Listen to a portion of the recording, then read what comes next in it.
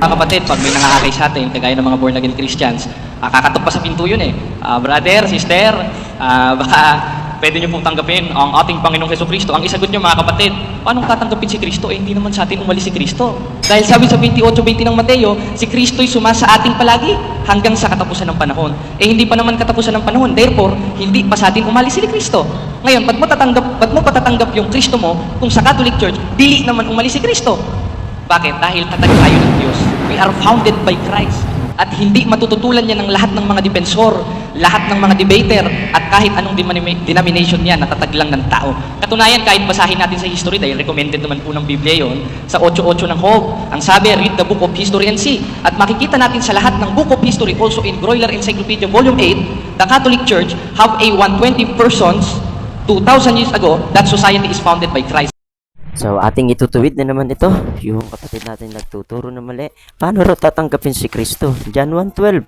Kung sino man nagsitanggap sa Kanya, pinagkakalooban karapatan maging anak ng Diyos. Ba't mo tatanggapin? Ibinigay bilang regalo, di ba? Hindi raw umalis. Umalis nga si Kristo. Babalik nga eh. Sinabi naman sa John chapter 14. Si Kristo Jesus, alam niyo kung kanino siya? Sa mga sumampalataya, nagsitanggap, lubos na nagtiwala sa Kanya. Wala po yun sa RCC, hindi yun sinabi ng Panginoong Kristo Jesus. At yung Job 8:8 history kuno, pag nakita naman natin sa history, the church was not found by Jesus Christ. O sa kanilang mga discourses on the Apostles' Creed, 1870 lamang, may Apostolic Roman Church. At mag-inquire daw sa former age or history, tumutukoy naman yun sa mga ancestors nila, Moises, na mga Israelita noon.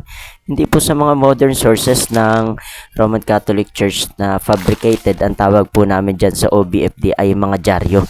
Kasi po alam nyo, very deceptive po yun. Gumagamit sila minsan ng Biblia na read history kuno, tapos pupunta na roon sa mga ginawa nilang mga modern sources na nagbayad sila para ipapublish, tapos mga sulpot lamang na mga libro, etong 1900 lang.